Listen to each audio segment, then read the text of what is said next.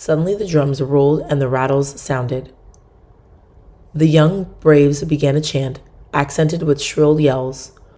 On each side of the fire, the squaws swayed and shuffled forward and back in two lines, carrying long poles from which hung fresh scalps. The rhythm of the drumbeat and the chanting bound the tribe together in a mystic union with their ancient gods of earth and wind and sky and filled their hearts with strength and joy. In the intervals, the storyteller raised his voice and recited a tale out of the immemorial storehouse of tribal lore. A new dance began. The warriors stamped around the fire, bending to the earth and leaping up and uttering high-pitched yells as they brandished their war clubs. Hour after hour, in the flickering light, fantastic figures were vignetted against the blue darkness in a weird pantomime.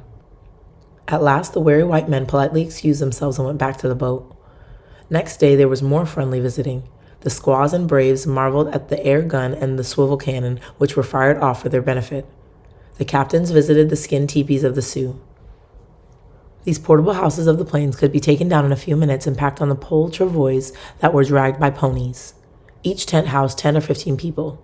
They were cool in summer and warm in winter. Huddled behind the camp, the captains found a miserable group of some 25 women and children. They were captives taken in the recent raid on the Mahas. The Sioux had taken 75 scalps and destroyed 40 teepees. The captains gave the dejected prisoners awls and needles and asked the Sioux chiefs to show them mercy. Their great father wished his red children to make peace with their enemies and spare the prisoners. A grateful captive warned Drew that the Sioux were plotting to stop the boats. That night, the watch was doubled and the guns primed. The rest of the party went ashore to another feast and dance. As they returned after midnight, the pirogue struck against the cable of the barge and broke it. All hands turned out to right the barge as she started to drift downstream. The Indians spread the alarm to their camp that the Mahas were attacking. 60 of the warriors watched on shore all night. The captains thought that they were watching to see that the white men did not go on up the river. Dragging for the lost anchor in the morning, the men could not recover it. They finally put the reluctant Indians ashore and cast off.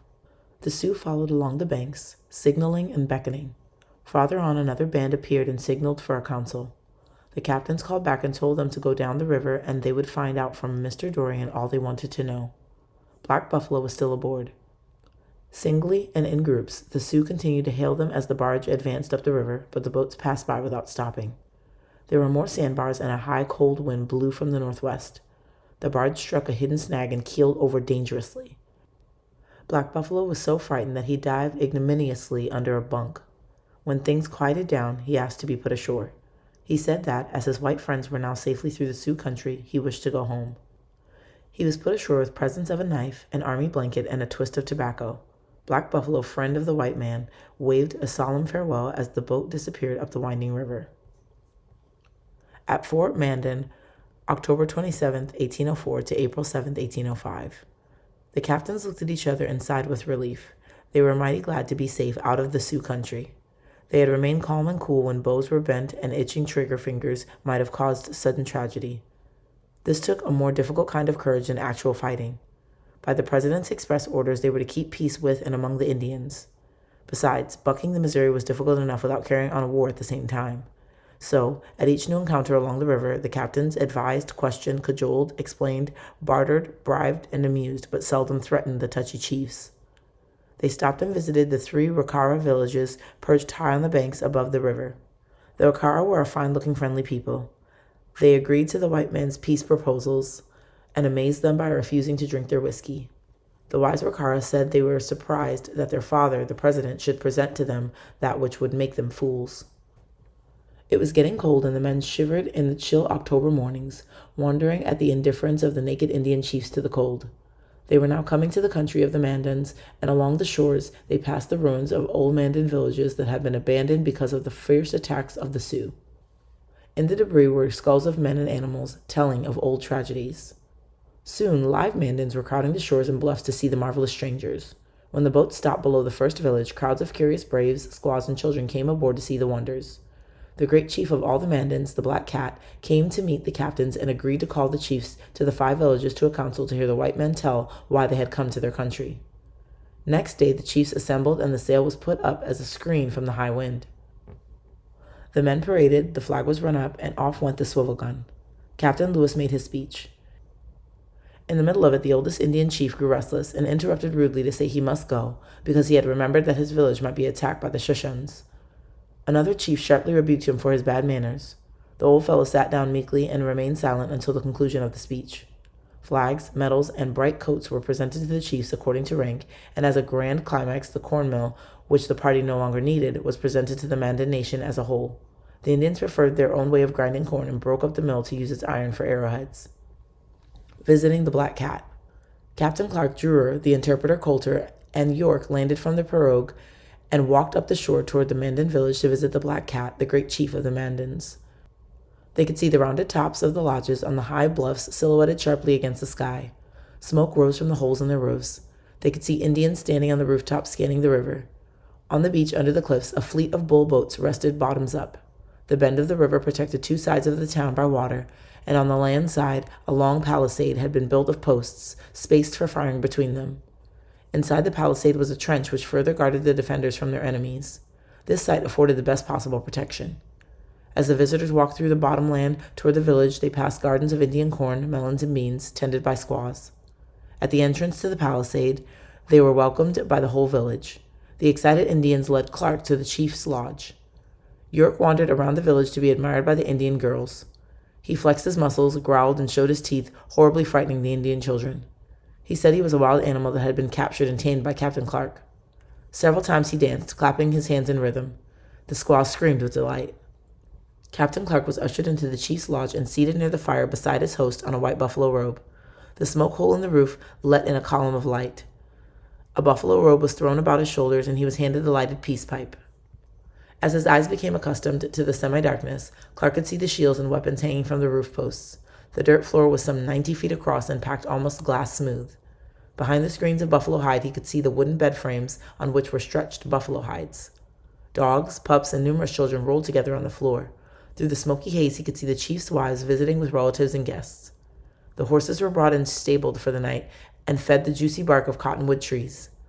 There was a pungent smell of wood smoke, stable, cooking meat, and Indian. Black Cat wanted the captain to know that he approved the idea of a general peace. The women could then work in the fields and take off their moccasins to sleep at night without fear of attack. He told them that there had been great hope among the village of everyone getting plenty of presents, and all but the chiefs had been considerably disappointed. Black Cat himself would accept Clark's invitation to visit the president later on. He gave Clark 12 bushels of corn and returned some goods stolen from white traders by irresponsible persons. Clark made a friendly reply in his most impressive manner and presented the chief with a red coat with a gold braid. When he left, he felt sure that his party could spend a peaceful winter with the friendly Mandans as neighbors. That evening, the dry prairie grass accidentally took fire. In a few minutes, the flames were raging furiously across the plain. Several Indians were burned badly and 2 fatally before it had passed. A squaw who found she could not carry her boy to safety threw a fresh buffalo hide over him. Later, he was pulled out from under the hide, alive and unharmed. The Indians said it was a miracle of the Great Spirit because the boy was half white. The white men said it was, of course, the damp buffalo skin. The white men explained how things happened. The Indians accounted for why things happened. That evening, Indian visitors came to the boat asking the white men to dance for them. Cruzat struck up the fiddle, and the boys put on a rollicking program with Yorks as the star performer. Everybody went to bed in a very good humor. Winter quarters at Fort Mandan, November 8, 1904. At night, the men shivered under their blankets and the ground froze hard. The glittering northern lights shot their changing phantom shapes into the sky and danced their word ghost ballet. Ice began to float down the river. It was time to find winter quarters. Clark selected a site on a wooded point under the bluffs, a mile below the village, and laid out a triangular fort. The men set to work with axes and saws among the cottonwood trees. They built 2 rows of log cabins set at right angles. There were 4 cabins in a row, each 14 feet square. Each had a stone fireplace and a puncheon floor and ceiling, and the walls were chinked with mud. On the third side was built a long, curving palisade of stout logs. By November 20th, the fort was finished. At night, in the warm cabins, the tired men turned in under their buffalo robes and snored like lions. It was the first time in 6 months that they had slept under a roof. The blizzards came howling down from the Arctic Circle and piled the snowdrifts high against the log walls of Fort Mandan. The temperature dropped to 45 degrees below zero. The naked Indians played hockey on the frozen river. Inside the fort, everyone was busy. In the blacksmith shop, the Field brothers shaped the little squares of iron into hatchets or eye dags and traded them for the corn which the Indian women brought in on their strong backs. Shields became famous among the Indians as a restorer of their damaged rifles and ancient muskets, and did a thriving business in barter. Captain Clark was engrossed in a map he was making of the surrounding country. Lewis went with the hunting parties across the snow-covered prairies after the buffalo. The men butchered the buffalo and smoked the meat or made pemmican. They dressed deerskins and made shirts, moccasins, and leggings. The Indians came and went, but at night the gates were closed and always there was a sentinel on duty. 2 little squaws came in one day, as curious as deer. They were Shoshones, who had been captured by the Minnetarees as children. They had been bought as slaves by a French trader named Charbonneau and were now his wives. Charbonneau was hired as an interpreter, and he and his family came to live in the fort. One of the squaws, Sacagawea, was little more than a child. Her black eyes sparkled with intelligence. She was neat, quick, and silent. Until she came to Fort Mandan, she had been an anonymous chattel. In the fort, she was quiet and useful in many ways. Next to Lewis and Clark, she was to become the most famous and best remembered person in the party.